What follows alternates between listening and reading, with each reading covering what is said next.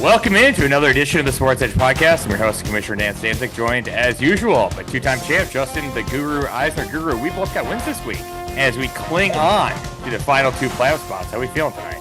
How are we feeling today? Excuse me, matinee taping. Matinee taping today. Special Thanksgiving episode. Happy Thanksgiving to everybody. I don't know when we'll get this out and whenever we're listening to it, but big deal. Big deal. Matinee episode, 2 wins for the podcast hosts. We're flying high today. Unbelievable. We have a lot to get to, including a blast for the past I'm sure everyone is going to enjoy. But first, we will recap the action from Week 12.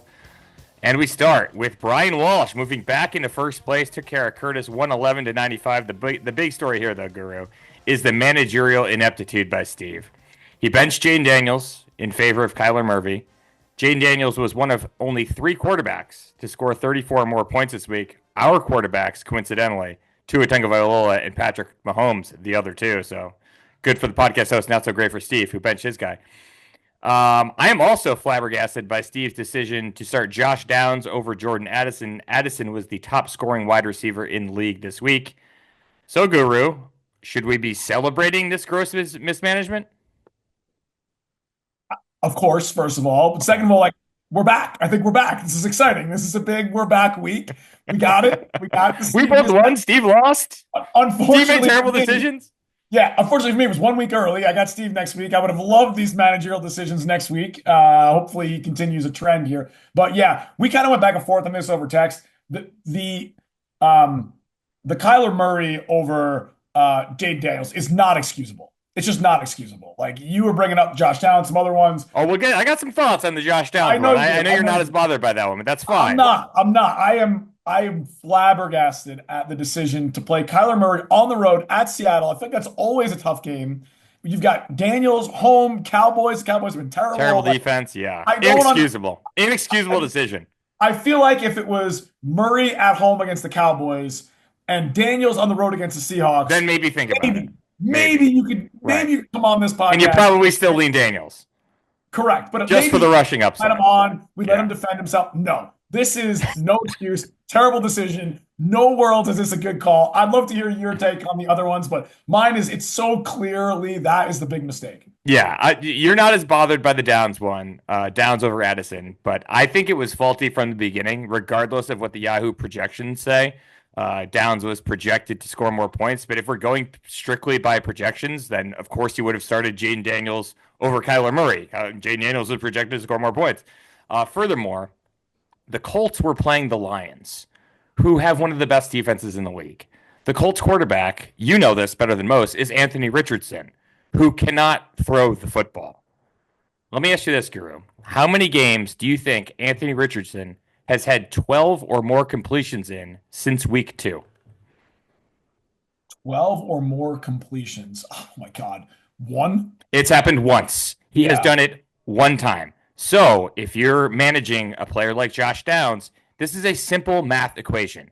You're putting together your roster, and you are putting yourself in a big disadvantage if your wide receiver only has about 10 possible passes in which to catch. So I think starting Josh Downs with Anthony Richardson at quarterback against the Detroit Lions, terrible decision. We move on. Let's move on. Let's move on. We could spend a whole podcast on this. We don't have. And I don't want to argue with you because that would make me sort of defend a Steve thought process. I don't want to do. I could mosey up a defense. It's a bad defense. I could mosey one up. You know, he might think that, the Colts were going to be trailing against the Lions and throwing a lot. Terrible. He can't throw the ball, Richardson. He can't do it. Moving on. Welcome back, Steve. Welcome back. Yeah. We're excited. There we go. There, you put yourself in first place. You're staring at the regular season title. You blow your load a little early. Surprise, surprise. Okay. Highest scoring matchup of the week, naturally played by the two teams at the bottom of the standings. Cass put up 144.2. I thought we were going to go in a different direction with this. I looked up Cass's all-time highest scoring efforts. Third all-time for Cass, 144.2. He beat Hoban, who experienced one of the worst feelings in fantasy, as we discuss routinely now, scoring the second most points in the league and still losing. Or did he, Guru? Did he experience that terrible feeling? Because with the loss, Hoban has now secured the number 1 overall pick in next year's draft. So good for Hoban. Yeah. That being said, Hoban, of course, doesn't need our help. He's a genius. He's an innovator. Last year at this time, we had a pretty good idea Steve was going to take Marvin Harrison Jr. with the number 1 overall pick. So if you're Hoban, Guru, who are you eyeing at this point? Yeah, by the way, this feels almost like best case scenario for Hoban. He's got some momentum. He's putting up points, but he's still not winning. So he locks up this number one seed. And now that he's locked it up, he can go for it a little bit and actually root Plays me for. this week. I know he gets to root for his team against the Yeah. Commish, and I think he plays somebody else in the playoff race in the last week too, if I remember correctly. Um, but okay, so I mean, the nice part about our draft, obviously, is it happens after the NFL draft. A lot of this gets dictated by who takes these players, right? Like, I Landing think, spots. Which team takes him? Yeah. yeah, exactly. Which NFL team takes these players? But I mean, this Ashton Genty is Genty. How do you pronounce this guy's name? You're doing as good as I could do. Yeah, Yeah. he's got to be on the radar as a potential number one pick. Assuming again, where does he go? Does he go somewhere where he's going to be the number one running back? He is But currently number 5 in Mel Kiper Jr.'s big board. the That numbers are doesn't mean he's going to be the 5th pick in the draft, but it means he's the 5th best player, and I think the first non-quarterback skill position player. And yeah, I'm throwing out, I don't know if you have Travis, you live in Denver. I don't know if you have Travis Hunter on this list. I do. It remains to be seen if he's playing wide receiver in the NFL or if he's strictly going to Right. be a cornerback. So Right. it might be a risky pick for Hoban, but we'll probably have more information come September or August whenever we have a draft. Yeah, so I had the Genty guy one. The next two for me is to your point about the quarterbacks. We got Cam Ward, we got Shador Sanders, but um, my thought is like if you're Hoban, could you ride CJ Stroud and maybe try to not go for a quarterback and go? I probably would consider that. I'm not the biggest Shador Sanders guy. I watch him a lot. Not a lot. I don't watch a ton of college football, but I've watched a handful of CU games this year. I don't know. I don't know how that's going to translate. I'm not 100% sure. Obviously, a big thing with the quarterback is where does he go? So I think if I were him, I would be looking at Genty. I would be considering Travis Hunter if we have any clarity on the wide receiver piece. And then there's this McMillan guy from Yep. Arizona who's 6'5". No idea to say that guy's first name. It looks like You just go with Tet. Just call him Tet, Tet. Tet Tet McMillan. McMillan. I mean, 6'5" receiver who's putting up the yards he is. I think that's a good look too. So I'd probably go for one of the skill position non-quarterbacks, but if he takes a Yeah. quarterback, I can't really blame him. That's where I'd be looking. I'll say this. The answer is Genty. Yeah. I wouldn't think about quarterback necessarily if I'm Hoban. Those guys, like you said, landing spot's going to dictate a lot of this. Cam Ward and Shador Sanders, they're probably going to be on teams like the Raiders and the Giants. Mhm. And not a lot of people are that high in these quarterbacks compared to the quarterbacks that came out this year. Some of those quarterbacks being Jaden Daniels that Steve should have started this week. The only other guy that you didn't mention that I would throw in here is Luther Burden, the wide receiver out of Missouri. I think he is very Jamar Chase-esque, and he is Okay. currently number 18 on Mel Kiper Jr.'s big board. Not having as great of a year as he did last year, but he's still a surefire first-round pick. Depending on where he goes, he may be someone to consider. But the answer is Genty, and we move on. We're not college football experts, but we know how to read. We pay attention to what the people tell us. Number 3 on our list. Saquon Barkley, 44 points, led Pete to a win over half in what was, I assume, the most pivotal game of the week in terms of who gets into the playoffs and who is left out. This matchup littered with start and sit decisions that pretty much all worked out for both managers. I went through this and I was like, wow, I can't believe he threw this dart and it landed. I can't believe these guys played and hit. So, Guru, I'll ask you, which coaching decision were you most impressed by? I think And it's before close. you answer, I will say some of this was dictated by injury. And It's by not a lot of necessarily bias. like, oh, hey, they started this person over this person. It's just the fact that like they had the wherewithal to be like, I'm going with this guy. Yeah, yeah, agree. That was one of my first notes on this was like there were a lot of buys, there were a lot of injuries. Like you said, it wasn't a situation where they had, someone like Jaden Daniels and someone that we've talked about Recurring theme here, obviously. to me. Okay, so for me, I think half playing Jalen Warren was interesting. It wasn't a force into the running back position, it was in the flex. And that game was kind of predicted to be a disaster with the weather and stuff. So I have that noted as well. I have half getting double digits from Jalen Warren and Jerry Judy on Thursday night in the snow. right, right. And I will say, I've told you this before, probably at post a pod, after a pod. I don't like him playing the guys on Thursday night in his flex. Should things arise later in the week where he needs to insert someone in his running back or his wide receiver? Pete's pretty good about this. Like if you have a guy on Monday night, make sure they're in the flex in case something happens and they don't play, and you can put someone else in. But getting that big of a total from both of those guys, I thought was very impressive. Yeah, yeah. So that was high on my list. And then on Pete's side, playing Mark Andrews as a second tight end. We'll get to more of that in a minute, but second tight end in the flex as well works out. He gets 13 points from Andrews and he gets 17 points from Kittle in the tight end spot. So 30 plus points from the two tight ends. So that was the other one that that jumped out to me. There's one more, but I'll let you go and not take I would my say turn. I have two more for Pete. Not my number one choice here, but probably if I was doing like a bronze, silver, gold of best decisions, the bronze would be Pete picking up Bo Nix.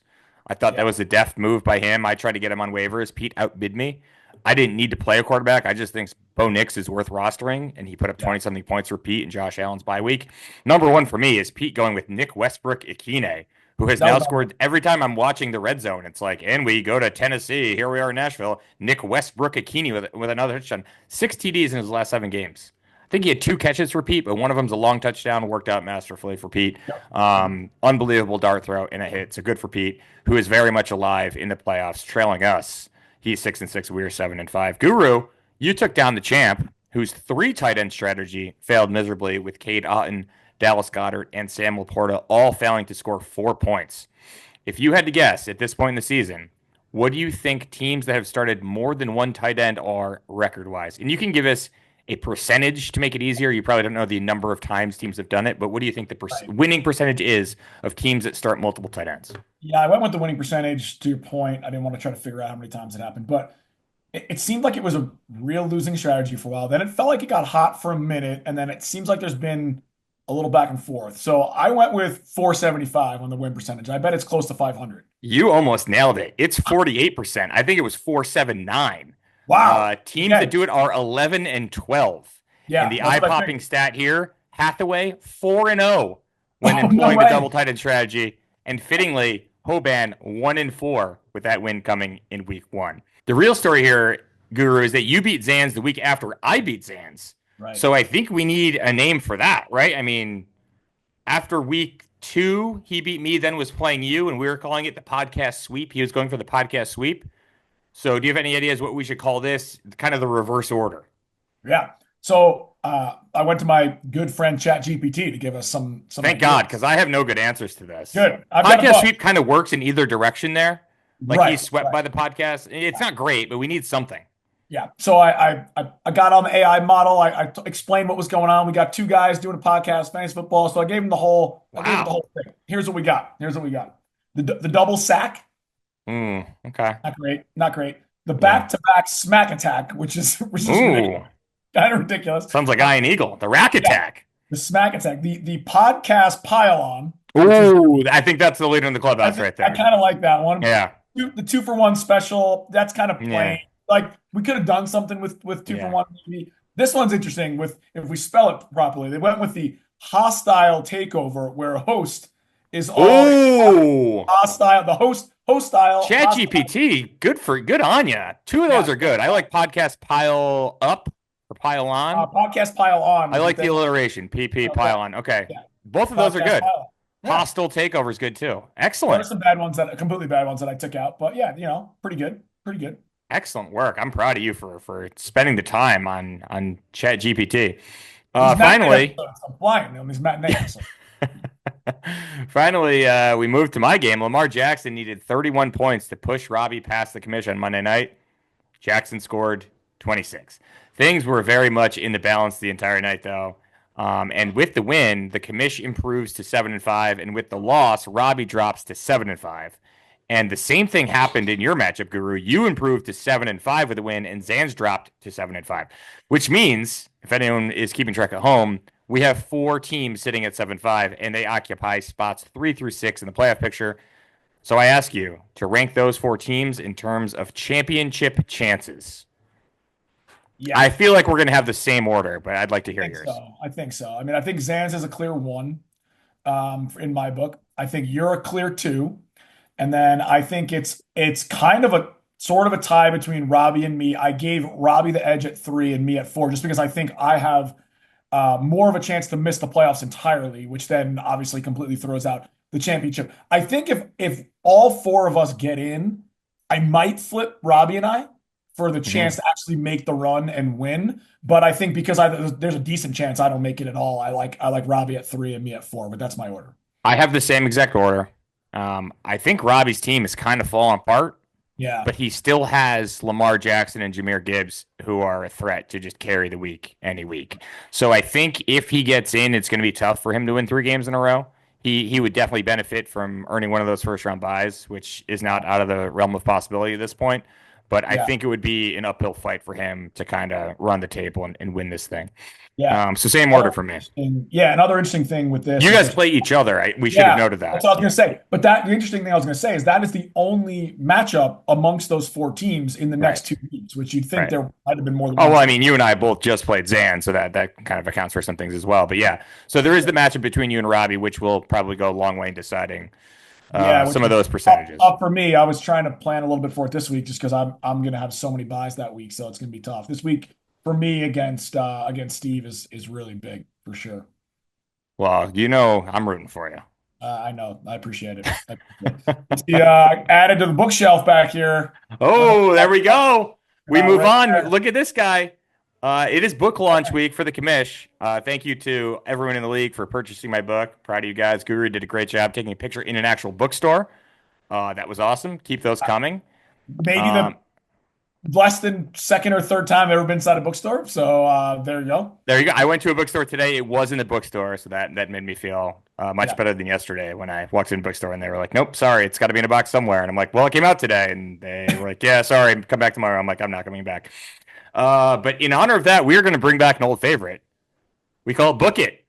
So I'm going to read a semi-provocative statement, and you will either book it or not book it. Very simple game. As I've Yep. told you in the past, all these are the same exact game, but this one is called Book It. So first one on the docket. Hoban is going to tie Dwyer's record for most consecutive losses with 13. Book it. No, I'm going to say don't book it. I'm going to say don't book it. I feel like where he's heading, he's put up a huge number. I feel like he's kind of trending up, despite the fact that he's literally trending down and he's in last place. But I don't know. It just seems like he got really, obviously, we just talked about it. He got really unlucky this week with putting a big number up and still losing.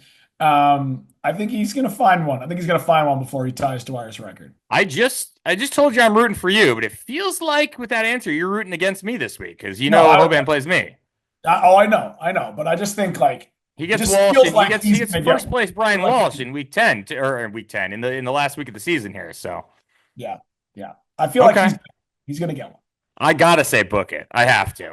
And Yeah, because Dwyer lost all 13 in one season when there was only 13 regular season games, Hoban can't tie him because he won in week one and then can lose right. 13 in a row. And then, of course, if he loses in week one next season, he will set the record. I'm going to say book it. I think I beat Hoban this week. Have to say that. I think Walsh beats Hoban in week 14. And Hoban enters next season with a lot on the line, with the number one overall pick, with a whole new culture in mind, and we see what Hoban can do. We move on. Yep. This one's interesting. I'm waiting for your answer on this one. Yeah. We should establish a 3-year plan and eventually become a full dynasty league where everyone keeps their entire roster. Book it. Don't book it. Don't book it. I think this format works. I think it pretty much like most people are pretty much keeping 80% of their roster. I think this format leaves a little bit more room for a strategy, right? Do I want to keep and have to pay for some of these extra borderline guys, or do I want to free up more roster space and try to take more chances on rookies or random other players or whatever? I think there's a little bit of how many guys are other people going to keep? Are these guys going to be available or not? It makes the draft kind of interesting. You bring in Hoban's draft math and other people's draft math, like how important are those picks? Everybody kind of ends up on the same page with how important those picks are. If everybody keeps everybody knows who is or isn't available. I think this leaves some room for strategy up or down on the keepers, but makes you keep enough that it feels like a dynasty league anyway. So I said don't book it. I think this format works. It's a good answer. I would be interested to hear what the rest of the league thinks about this.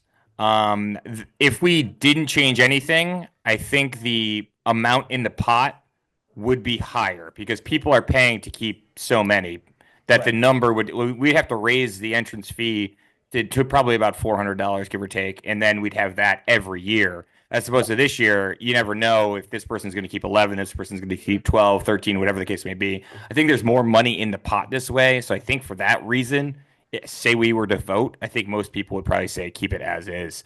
Interesting nonetheless. The zero point 0.1 point loss to Robbie in week 11 is going to be what keeps Pete out of the playoffs. Book it.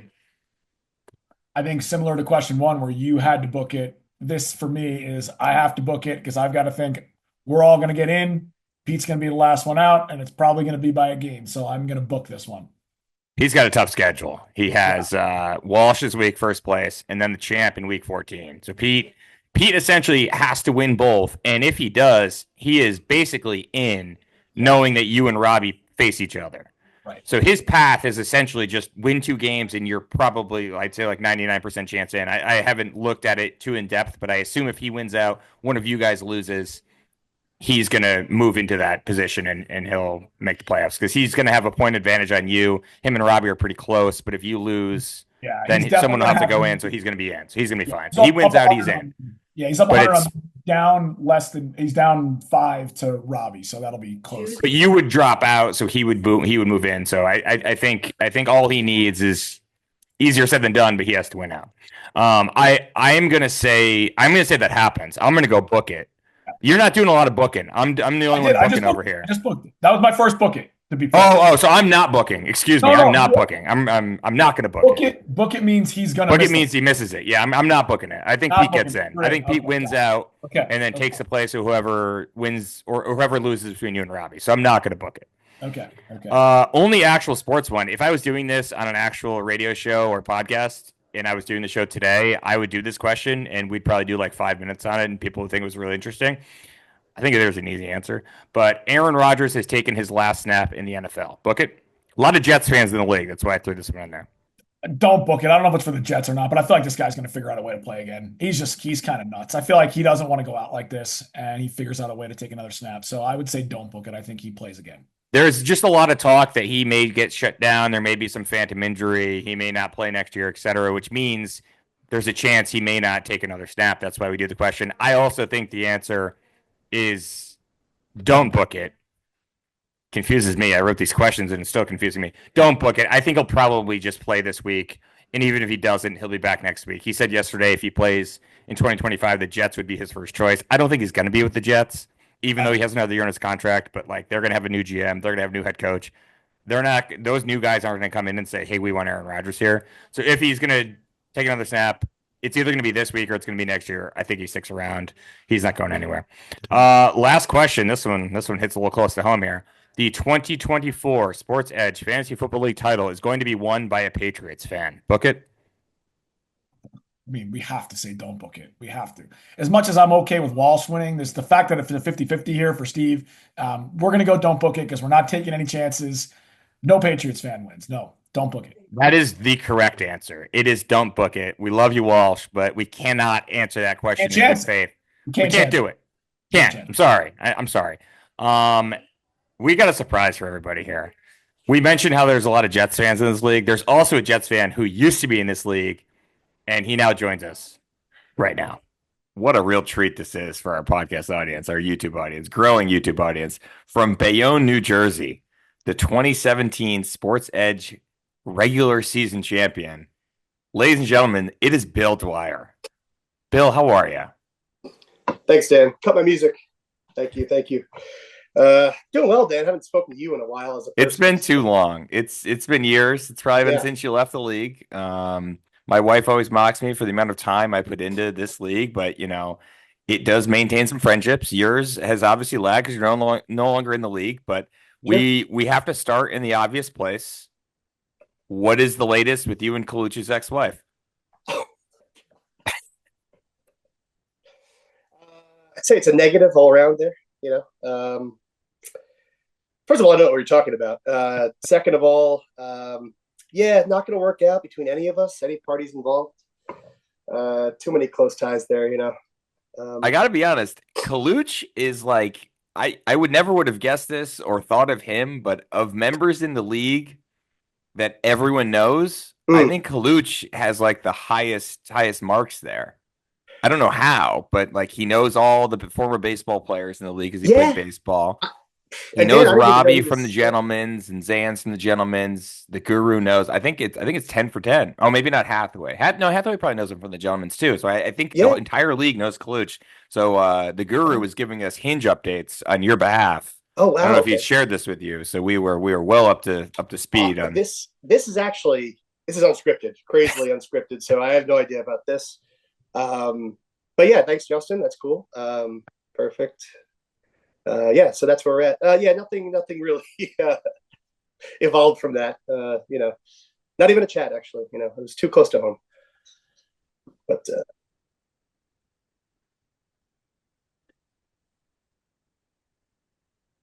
yeah, I I know now not to divulge personal information, or I divulge all of it and see what happens. Everything is content in 2024, Bill. But That's true. That's true. you left this league in 2021, and obviously this podcast didn't exist. So when we first texted you and you realized this thing was real, what was your first thought once you heard that the Guru and I do a weekly podcast? I honestly thought I was like on a deep mushroom trip because I couldn't believe it, and I thought like nothing would ever come of the league after I left. I thought it was going to crumble to the ground. I know you guys have been firmly established as a very well-run keeper fantasy league for at least 10 years. Yeah, I just thought it was going to be a disaster after I left. I thought it was the glue that held the league together as the, I don't know, proverbial punching bag of the league. I don't know, whatever. But yeah, it's surprising, but I love to see that it's being talked about and all of the winners are being recognized, and losers especially too. So I feel like this isn't a biased podcast in that sense. You go winners, you go losers. Nobody is safe. So I'll listen one day. I will listen.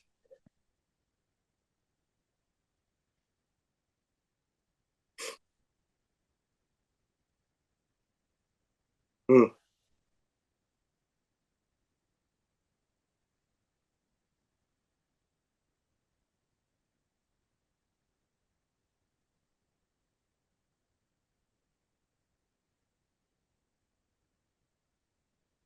Yeah, Justin, you know me. You know me for a while. I'm pretty old school. The last thing I want is more podcasts out because I don't even listen to any. I listened to one actually. They're just making fun of Talking Heads records. It was pretty funny actually. But yeah, I don't want any more podcasts out there. So if I can go back in the league, so you guys just stop this, that would be great. Yeah, I'm even though open to that. I've never listened. I just don't want any more podcasts. There's too much content. There's too much content. I don't want another thing. Oh, you got to listen to this. Well, you're my buddy, so I'll listen to it. Yeah. Bill, again, a question that needs answering. I don't know the answer to this question. I think a lot of our audience, our growing audience of potentially 8 now at this point, because 2 of us host this thing. What The is the age or the state? number? I'm sorry. Exactly, the number. Okay. What is the state of your band? Where are you? What's happening? Oh, thank you for that question. We're actually Super getting Mutt, if I Super remember Mutt. correct. Okay. Super Mutt. Yes, thank you, Yeah. Dan. It's funny. It's funny you asked that question today of all days, this beautiful Monday. I was in work. I was working in Hoboken today in the office, and when I went back from lunch, I saw a sticker on a street pole, and it was a Supermutt sticker. My band Hell Supermutt, yeah. and I did not put it there, so that gave me some hope for the future of any young Hobokenites with Supermutt stickers that they're posting around. But yeah, our bassist just got married, so we were kind of on a hold up until then, and now we're starting to write again, record again. So we're back in there. Yeah. I love it. When you first started answering that question, I thought you were going to tell me that the band broke up today because you mentioned the timing. Oh, And good. I need That to was my tell you the intention. story that happened to me sophomore year in college. I'm eating breakfast in the Barone cafeteria by myself. No big deal. Yeah. My mother or father had just called me to tell me that they put our family dog down. So I'm a little, a little mopey, whatever. Ugh. Just eating breakfast by myself. I'm fine. Do you guys remember Jim Callahan? It's probably it's He fine. had It's fine if you don't. he But had a this guy face Jim like a Callahan big. for He had a always face had a like a rock, Boston Red Sox right? hat on. Always a He had a white Boston Red Sox hat. A little big, tall, big rock face. big rock face, no Yeah. beard, but Yeah. rock face. I Yeah. remember him. Yeah.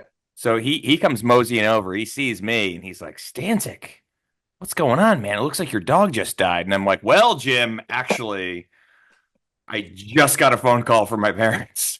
They're putting the dog down. Ooh. Yeah. And so I asked this question about your band, and you're like, well, funny you asked that today of all days. I'm like, oh, hell, I didn't just pull Jim Callahan, did I? Thankfully, I didn't. Thankfully, your band is alive and well, unlike my dog at that time. Big Jim Callahan's pearly time jokes. Just checking the specs on the rotary girder. I'm Niner. retarded. Yeah. A lot That of was Fairfield right. stories come up on this, Bill. Yeah, I like these. All right, let's go back to college stories. I got a few. Oh, no, Please. next question. Please. Next question. I can't.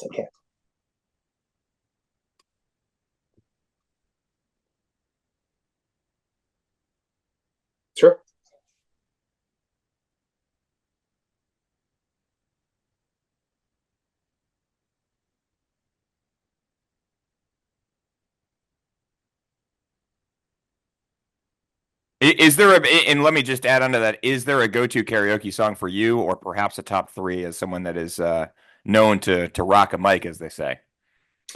That's funny. You both mentioned that actually. Nobody died, nobody's dog died, but I'll start the story off like that again. We are talking about karaoke at work, and I was saying today let me preface this. I missed a big karaoke event. For the viewers, listeners out there, I work for a Japanese company. This is a very big deal. It's serious. They do karaoke very well, and they take it serious and party and everything. But I missed the event due to an injury. I'm not going to go into that. But we're talking about that event today and how I was missed and everything. And I said the song I would do was "Flagpole Sitta" by Harvey Danger. Ooh, yeah.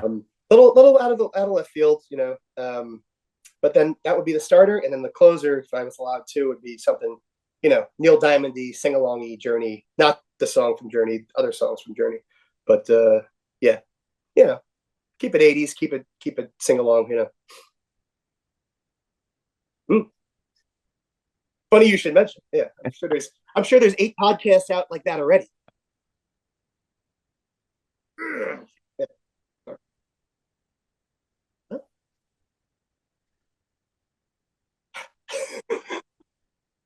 Right. At the end of the night? Oh, yes, that's it. Yeah.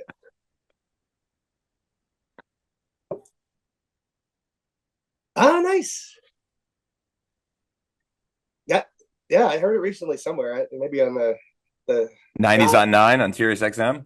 Yes, that was it. There you go. Guru actually sent me, was it a picture or a video? It was a video. I saw it early Sunday morning and text you back at an obscene hour Euro time, Mountain Time. But Bill, I don't know if you know this story, but when Tim Burge and I, who refuses to come on this podcast for reasons still unknown to me, didn't want to hang out with you tonight, Bill. So next time you see his name, tell him to fuck off. When we were freshmen in college, we would have people come into our room and we were trying to figure out, are they really going to be our friend? And what we did, again, for reasons unbeknownst to me, we would play a song and we would say, you either need to tell us the title and artist of this song or sing the chorus of the song as it hits. And the song that we played, which Guru sent me a video of, was Teenage Dirtbag by the band Wheatus. Oh, my. And Robbie Godotti, member of the league, I think he said her name is Noelle, like as the first beat. And we were like, this kid's going to be our best friend. Oh, my God. I think Zanzarella came in with the chorus, I'm just a teenage dirtbag, which was, you know, high marks in our book. So that feels like a song that's right up our alley in the Flagpole Sitta. I mean, probably a little later than Flagpole Sitta, but, you know, same kind of, you know, off the beaten path. Yeah. Our age would know it. If you have like the high pipes for it, definitely. That's a killer karaoke jam. I feel like you could do it. It's a little like, I think it's a little high for my. A little nasally? Nah, yeah, maybe a little bit. I need a good combo of like power and mid range. Kind of like what I look for in a truck or an SUV. What's up, sir? Oh, God. Well, it rang true for him most out of any of us at one point in his life. Him being a dirtbag and all. Is he still here? Who's that? Oh, I couldn't see you. Oh, damn. Bill, I haven't zoomed in a while. Well, this is ostensibly a fantasy football podcast, so I will ask you. You left the league, and Kess rejoined the league. He took over your team ahead of the 2022 season. He immediately made the playoffs in each of his first 2 years back. And I'm not sure if anyone told you about that. Probably not. Some might say that the quick turnaround was just what the doctor ordered. Others would point to the roster you left him, not to mention the number 2 overall pick, which he kind of botched. Hunter Renfrow, not great. So it came over Kenneth Walker, James Cook, Drake London. That besides the point. How do you feel about the hands that your former team is currently in? Well, I can't speak on what he has now, but I can speak on what I left him with, as you mentioned. Listen, I love Kess. He's a great dude. He's always been nice to me. I didn't know he was taking over my team. I would have hopefully left him a better team. But he's got a PhD. He knows what he's doing. Yeah, he's a smart guy. He'll figure it out. And as a PhD, if you were to choose from, or if you were anybody, a Hunter, a Walker, a Drake, and who's the other guy? A Cook? I would choose the Hunter. He made the right choice. If you're left alone, I would hope so. At least for a season to like drag it out for like one more year. I'm taking Hunter all day. Yeah.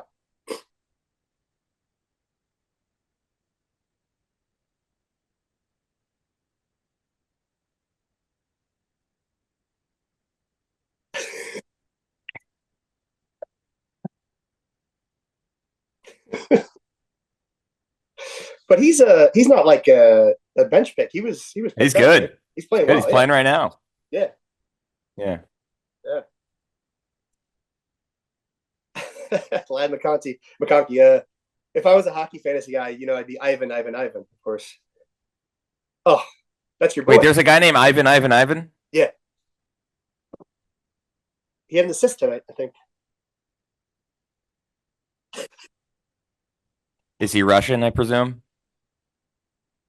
Syracuse had a player, basketball player, back in the national championship era, 2003, named Queth Duaney, who was their shooting guard, but he had a brother whose name was Duaney.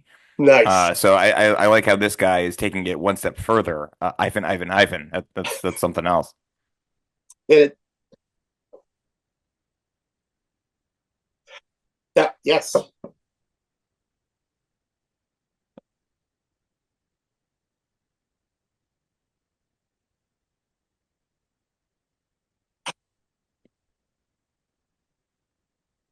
Nice.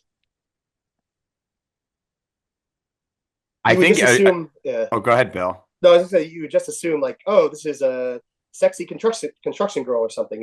Not specifically Heidi. That's pretty good. Yeah, that's I nice. think someone should make like a popsicle stick fence and walk around like this all day. I think that would be a good Halloween costume. Yeah, That would yeah. be So good. I like how we're previewing next year's Halloween costume. So look at us. Oh, dude, I'm 2029. I'm thinking already Yeah. ahead. Who It's who said we weren't trendsetters? yeah, I'm Bill, fashioning it. Yeah, yeah, is there yeah. anything you miss about being in the league? A lot. There's so many things. So I can't name them all. It's there's so Or many. one? Oh, what? Oh, one. Yeah, it's a LeBron interview. I miss you guys remember Mushroom Mondays? Like we wake up Monday morning and see how our Monday night went, and like, oh, who do we have on Monday night? And we're like, nah, nobody good, and just take a bunch of mushrooms and see what happens on Tuesday. I miss that the most. I think that's Wait, did everyone miss that? I think it's more of a gummy thing these days, huh, Bill? I don't know if Oh, you're in on that game, but we actually did have a question a few podcasts ago. Who in the league do you think has smoked the most marijuana in their life? And we had to get a top three. I think we all decided it was somewhere in the Zanzarella, Robbie, Hathaway, Curtis range. Oh, and Walsh. I forgot Walsh. Yeah, so that's half the yeah, league right there. But they were a clear top five. not Kessler though, because that's my team, No, baby. yeah. Uh, and he knows the He, ill effects because he's not. he did say he's managing just on vibes, so maybe he's popping gummies and we don't know about it. He listened to me then. Very good. Good. He took my advice. Shadow managing still, I see. The puppet master strikes again. What we're talking about? Oh, the weed thing. Yeah. So I think probably like out of college and then like bell curving back down would be like Hath and like maybe Sanzarella. And like after like a couple years after college, it kind of I don't know because I don't really talk to them anymore. Really. Yeah. Hopefully they hear this and I wish them all well. And I'll ask them how much their intake of weed is now. But yeah, I would say Hathaway was one of my favorite stoner guys. Yeah. Bill, last question I have for you, and Guru, if you got more, feel free. Sure. You can interpret this any way you want. 10 guys in the league. Who do you think's the biggest turkey? Oof. See, is Walsh still in the league? Sure is. Yeah, I'm going for him. That's it. Nothing.